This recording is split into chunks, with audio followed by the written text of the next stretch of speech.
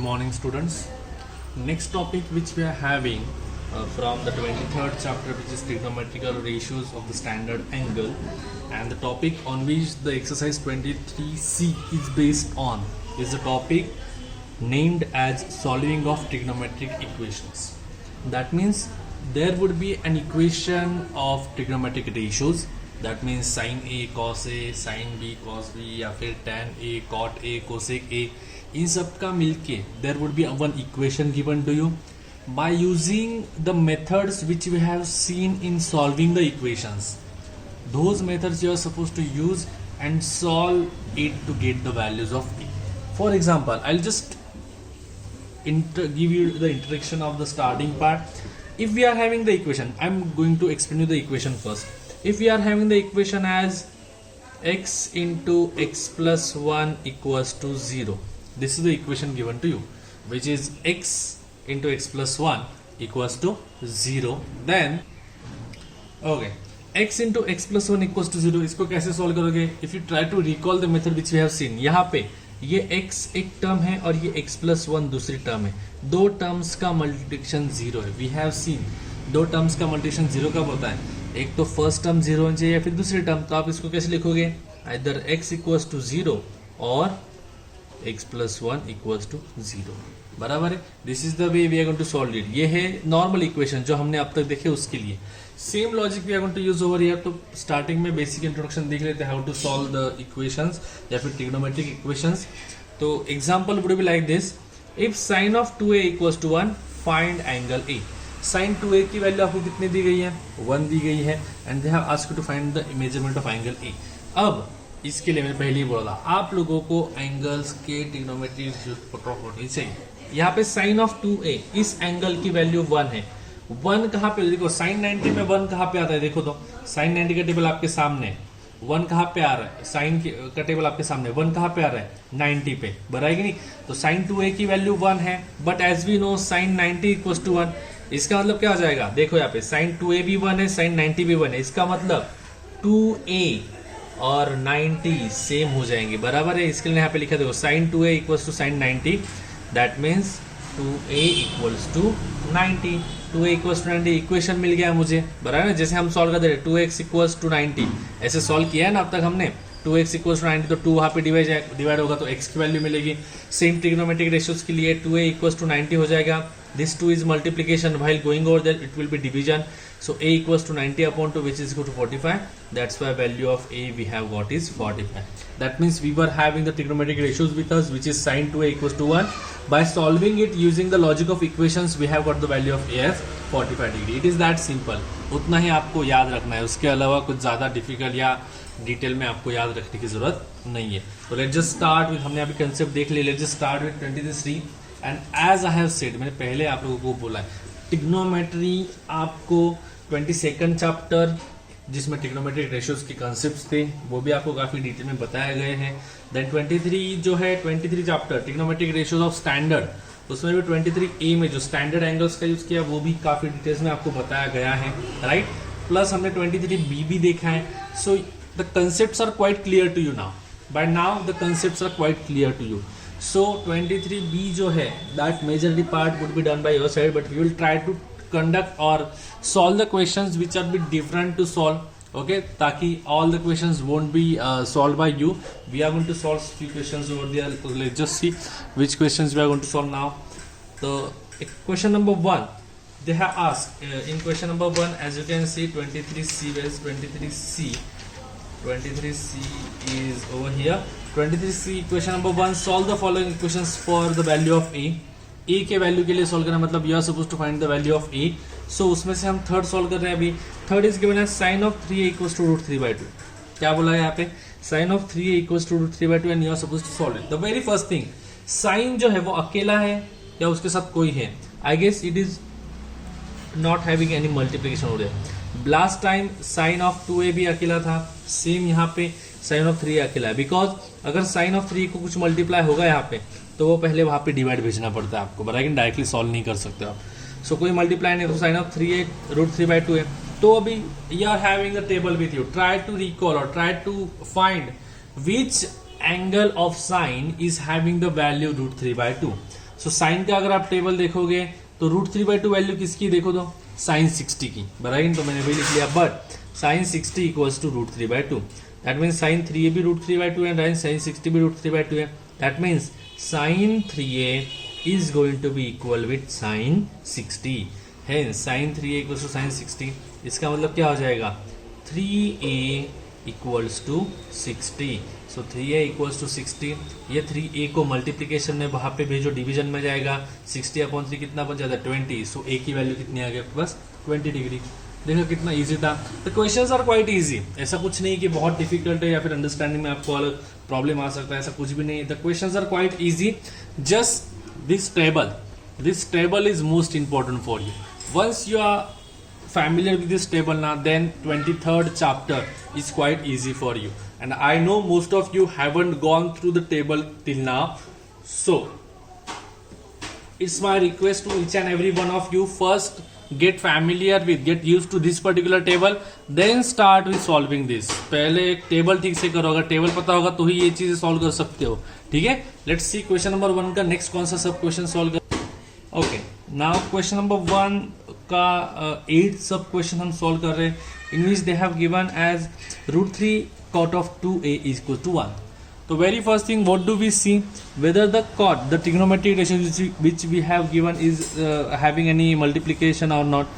Yes, √3 is multiplied over here, so we are going to shift it first। तो हमने √3 वहाँ पे shift कर दिया, तो यहाँ पे 1 था, √3 यहाँ पे मल्टीप्लाई, वहाँ पे divide. So cot of 2a is equals to 1/√3। अब cot 2a अकेला है, right. So now we can think about the different trigonometric ratios of cot which is having value 1/√3। so cot का अगर आप टेबल देखोगे वहाँ पे 1/√3 कहाँ पे देखो, कौन सा 60 वाला। so cot of 60 equals to 1/√3। इसका मतलब cot of 2a equals to cot of 60, वही लिखा, cot of 2a equals to cot of 60। इसका मतलब 2a equals to 60, 2a equals to 60, 2 division में जाएगा, 60/2 is 30। so a की वैल्यू आपको कितनी मिल गई 30 मिल गई। हो गया सॉल्व, समझ में आ गया सब लोगों को, देख लो एक बार। Now we are going to solve next question, which is question number 2।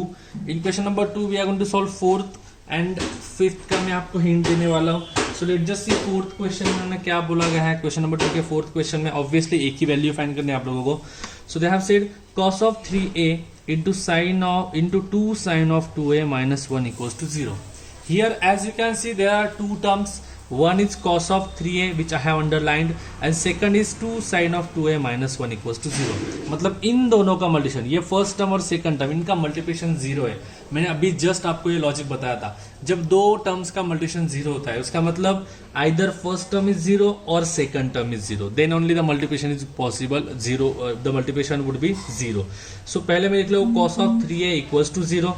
Second term कौन है 2 sin of 2a minus 1, 2 sin of 2a minus 1 वो इक्वल्स टू 0। मतलब जब दो टर्म्स का मल्टीप्लिकेशन 0 है तो आइदर फर्स्ट इज 0 और सेकंड इज 0, तो पहले को 0 दिखा दिया या फिर सेकंड को 0। अब क्या करता हूँ 1 by 1 सॉल्व करता हूँ।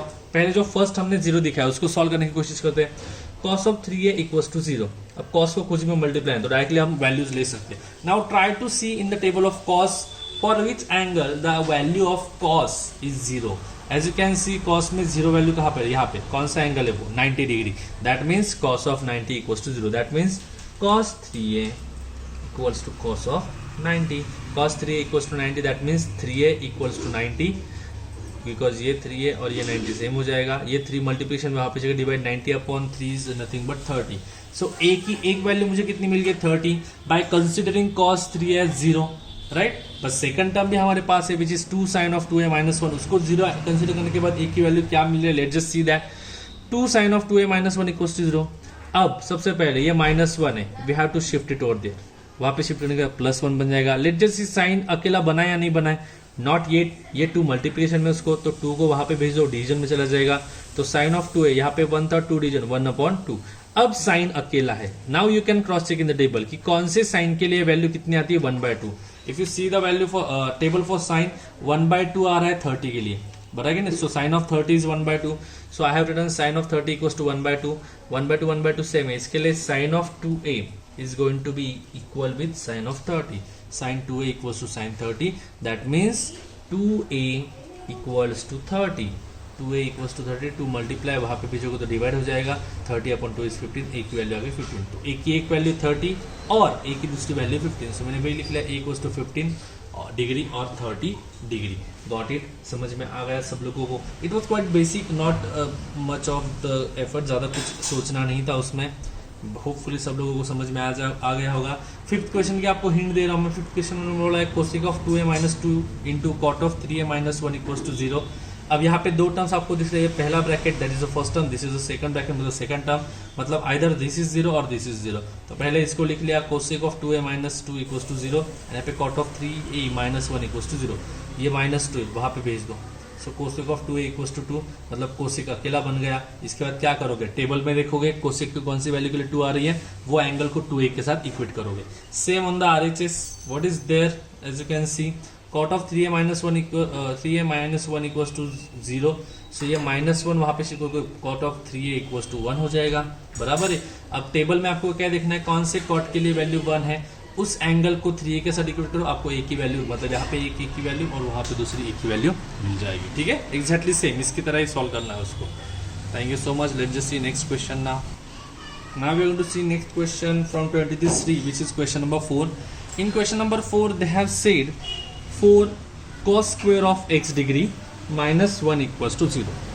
This is the condition which is given to you in the example, and there is one more thing which is given out there. I'll just explain you the meaning of this, which is having not a single application in solving this. जिसका ये solve करने में कोई भी role नहीं है, but उसका मतलब, उसके मायने बहुत ज़्यादा इंपॉर्टेंट है। Here 0 is less than or equal to x, less than और equal to 90 degree. What does that mean?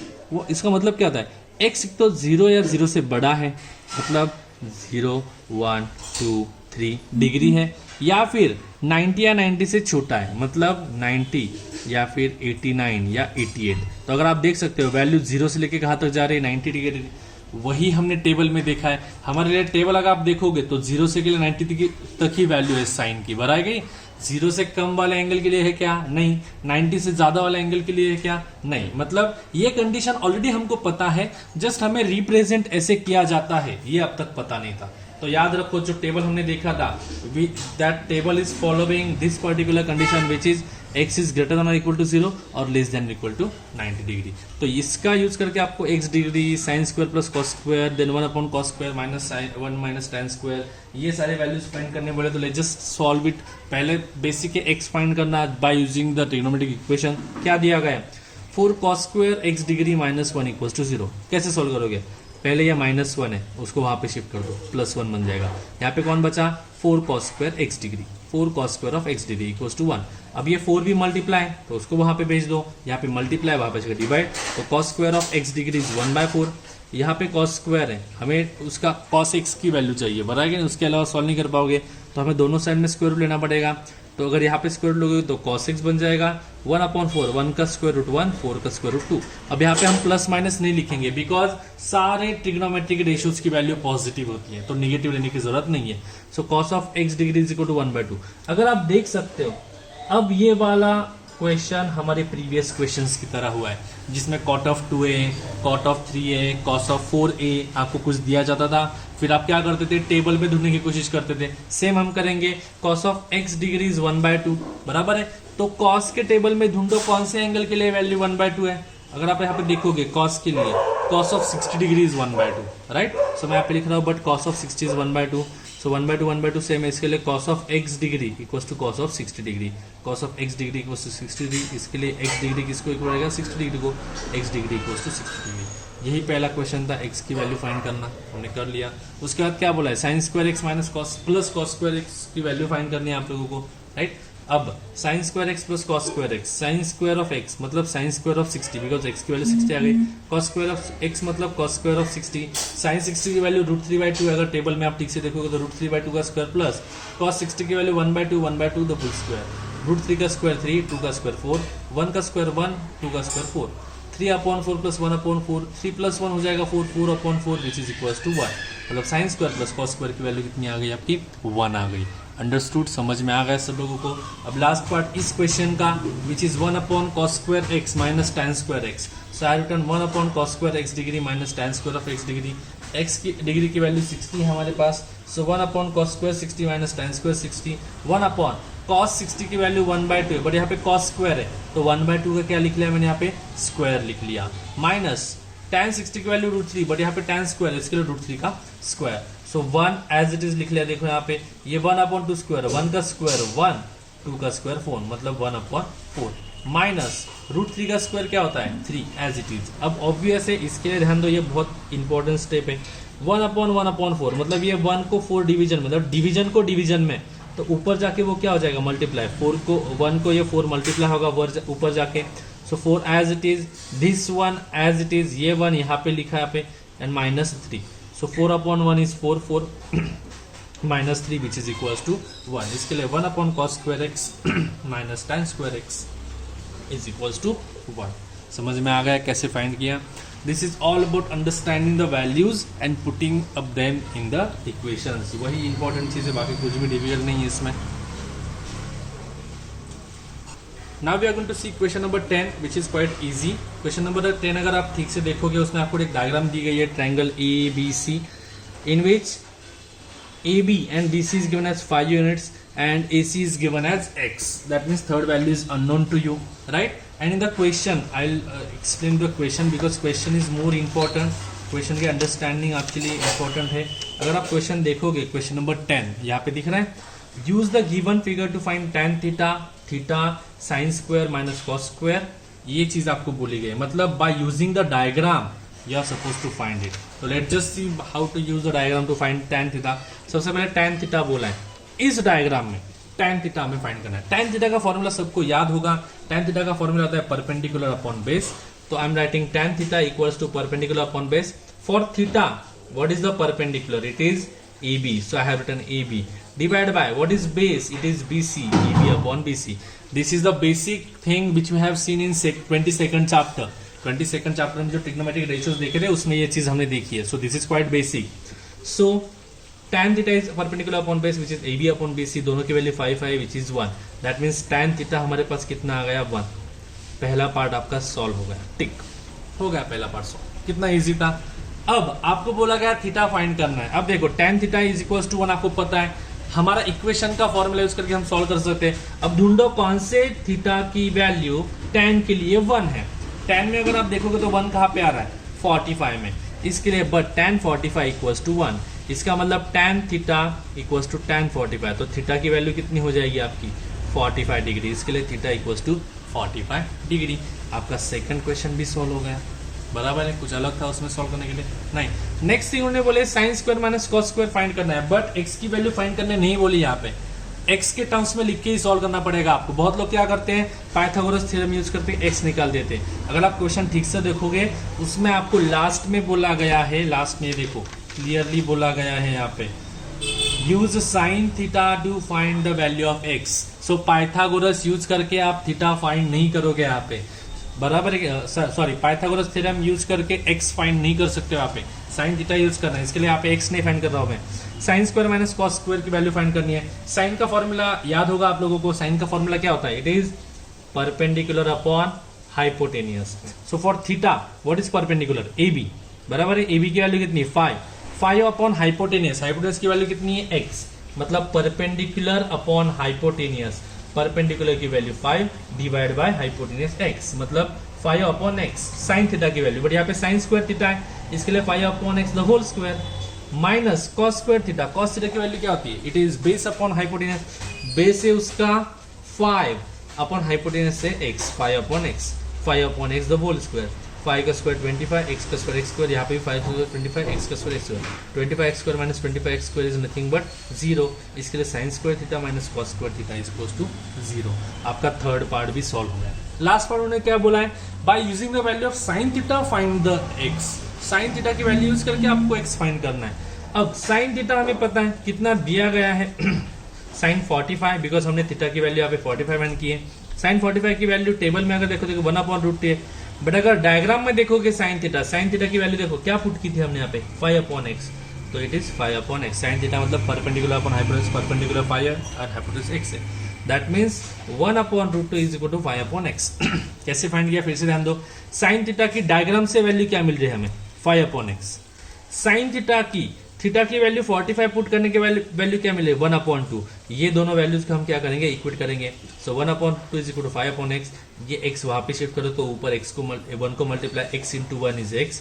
ये √2 वहां पे शिफ्ट करोगे तो 5 to मल्टीप्लाई 5 इंटू √2।